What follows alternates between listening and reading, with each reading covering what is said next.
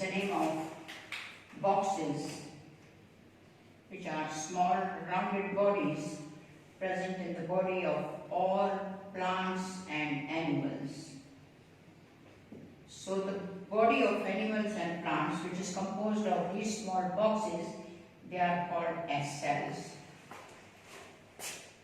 There are single-celled organisms in this world, and there are multicellular organisms in this world.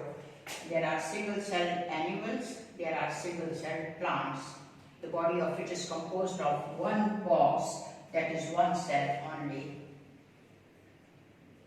For example, the single-celled plant, the example of the single-celled plant is a wallbox.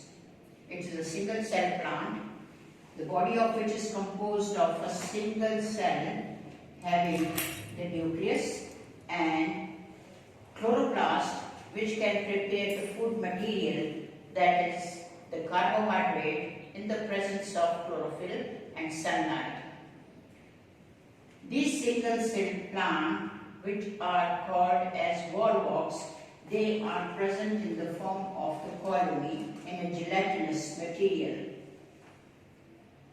That colony of these single-celled organisms or plants, this aggregation of cell is called as colony, while the tissue is the aggregation of cells, collection of cells, large number of cells, they combine together, they join together, they aggregate together and form a structure which is called as tissue. All the cells in the tissue, they are of the same structure and they perform the same function, and they depend upon each other in order to perform their function. While in case of colony, for example, the colony of the wallbox, these wallbox cells, these single cell plants, they only live together in a group. They are not dependent for one another to perform the function. They, each of the wallbox cell is an independent organism. So this collection or aggregation of the single-celled organism, it is called as colony, while tissue is the aggregation of cells which have approximately similar structure and perform the similar function. Now, the types of tissue. The type of tissue in case of plant, there are two types of plant tissues. That is meristematic tissues and permanent tissues. In plants, there are two types of tissues, that is the simple tissue and compound tissue. Again, the simple tissues are divided into meristematic tissue and permanent tissue. The first type of simple tissue are called as meristematic tissue. Meristematic tissue. And the other type of simple type of plants is called, simple type of tissue is called as permanent tissue. Permanent tissue. In the plant body, the two types of tissue, which are simple type of tissue. The first group of the tissues in the plant can be divided into two groups. First, the simple tissue. Number two, the second type, that's the compound tissue. Again, the simple tissue are divided into two types, meristematic tissues and permanent tissues. Now, what do you mean by meristematic tissue, or what is the meaning and function of meristematic tissue? Meristematic mean the tissue, meristematic tissue mean the group of cells which can divide actively, very rapidly, and increases the stem and plant body in the length or in the height. That group of tissue is called as meristematic tissue. So the characters of the meristematic tissues are that they can divide rapidly by the process of mitosis or the cell division and increases the number of the cells. So these meristematic cells, they are present in the plant body at the point where the elongation or increase in the height or the length of the plant body take place. So they are always present at the tip of the stem and at the tip of the root. For example, if this is the main plant body, that is above the soil surface, this is the stem portion. Below the soil surface, this is the root portion. Above the soil surface, the tip of the stem is occupied by this group of meristematic tissue or meristematic cell. These meristematic cells, they divide rapidly and increases the stem in height or in length. Again, the same type of tissue, meristematic cells, which are present at the tip of the growing root under the surface of the soil, that group of meristematic tissue, they divide rapidly by cell division and increases the length of the root inside the soil. So due to the location, when these meristematic cells present at the tip of the stem, at the tip of the root, that group of meristematic cell is called as apical meristem. Apical meristem. Apical means at the apex. As this group of meristematic cells, they are present at the apex of the stem, at the apex of the root. So that's why called as apical meristem. These regions, these areas, these are called as apical meristem, while they are composed of meristematic tissues. So these meristematic tissues which are present at the apex of the stem and root, these are called as apical meristem, and they are always located at the tip of the other growing branches of the root as well as the growing branches of the stem. They are always located over there. Now, this group of meristematic cell or meristem, what is its main function? As they divide rapidly, increases the height of the stem and length of the root. So this increase in the length, in the height of the stem and root, it is called as the primary growth. It is called as the primary growth. Increase in the length of the stem, increase in the length of the root, due to the activity of meristematic tissue, it is called as the primary growth. It means that the apical meristem at the tip of the stem and apical meristem at the tip of the root is responsible for the primary growth in the plant. Now this meristematic tissue is not located only at the tip of the stem and the root, but they are also located in the lower region of the stem behind the apical meristem, where the cells, they are mature.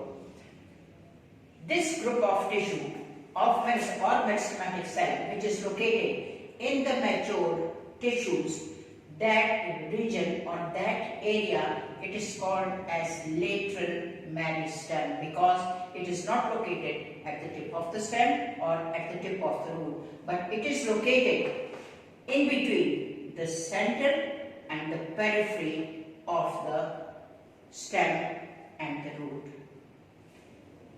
The lateral meristem, this layer of meristematic cell, it is located between the center and the peripheral layer of the stem. So that's why it is called as lateral meristem.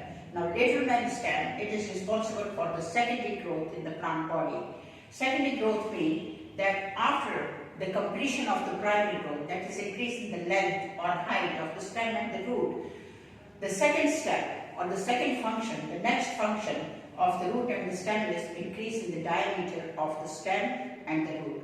So this increase in the diameter of stem as well as the root, that is increases its thickness, it is called as secondary growth. So lateral meristem is responsible for secondary growth.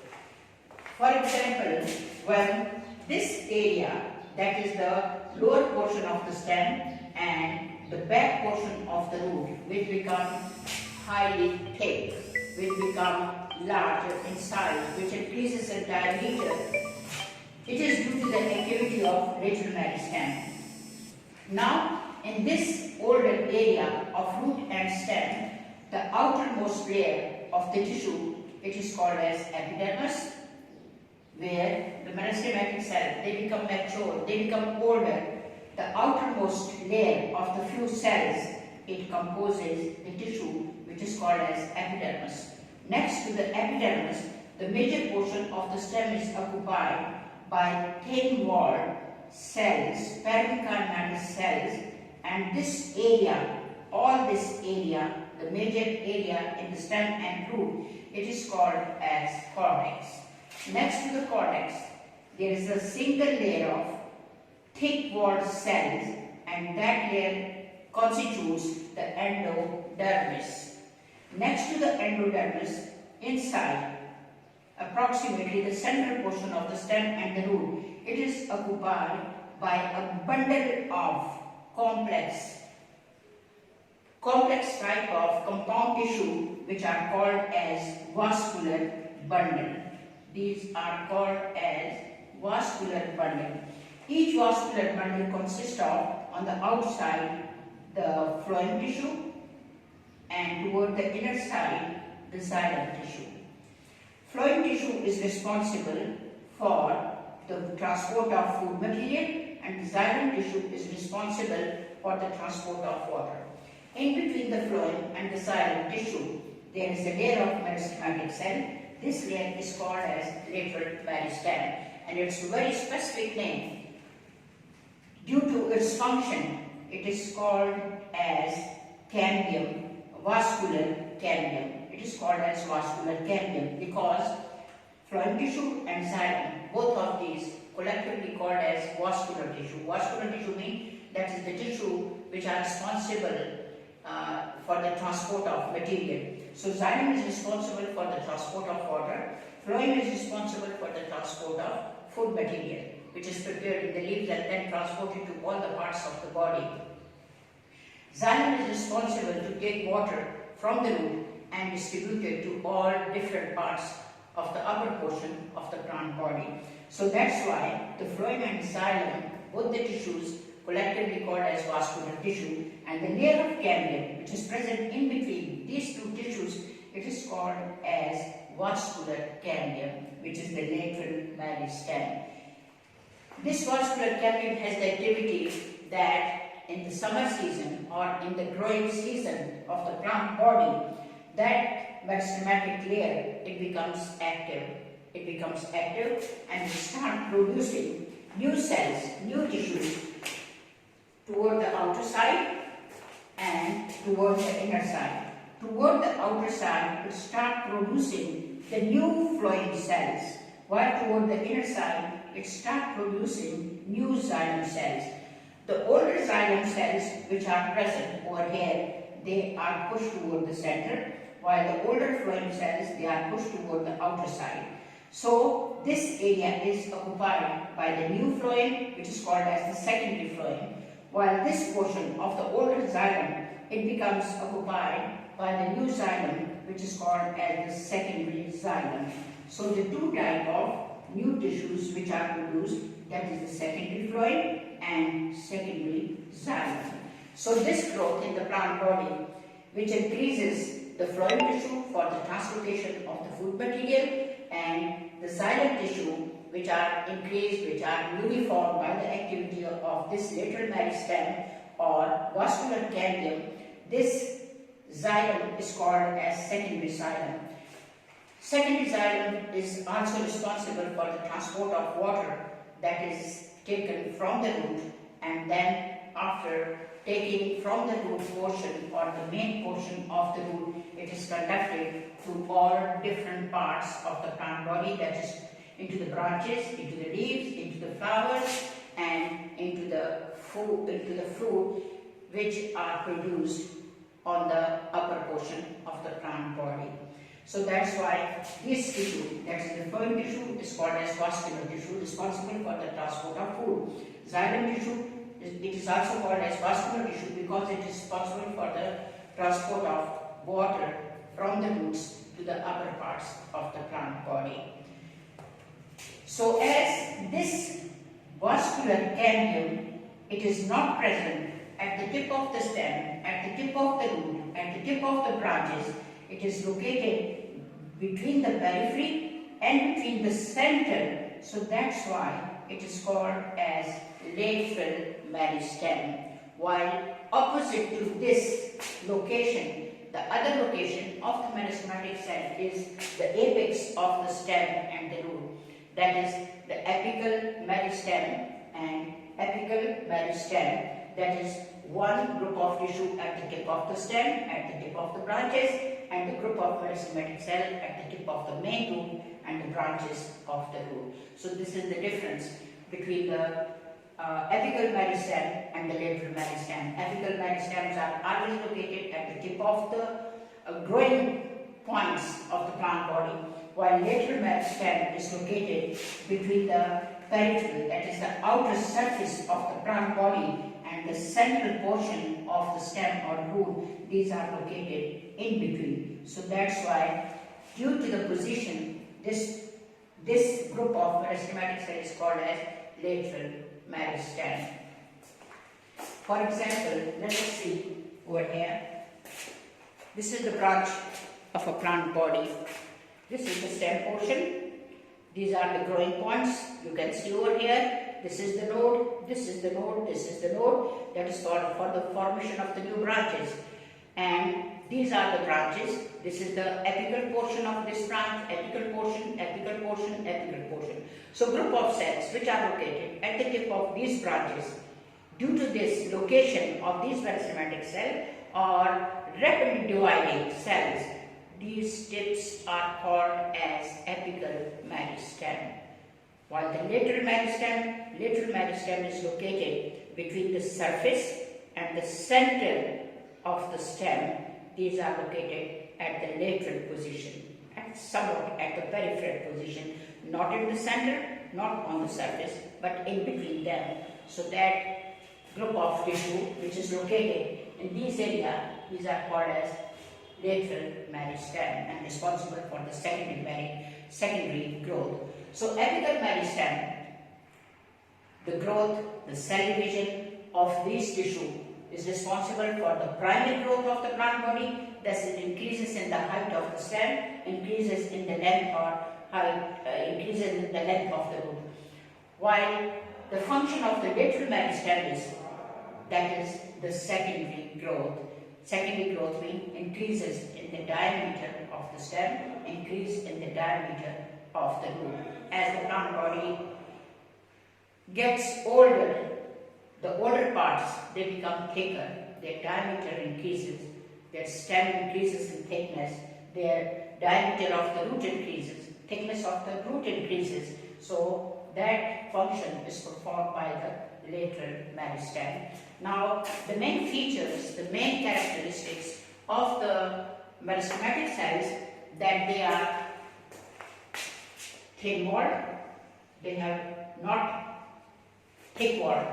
They are thin walled, they have very dense cytoplasm and all the organelles inside them, and having small vacuole. They do not have large prominent central vacuole. They have dense cytoplasm, they have very prominent nucleus, and they have very thin cell wall. And again, that they are very closely located with one another. There are no spaces between them. They are without cellular spaces. They have no cellular spaces between them.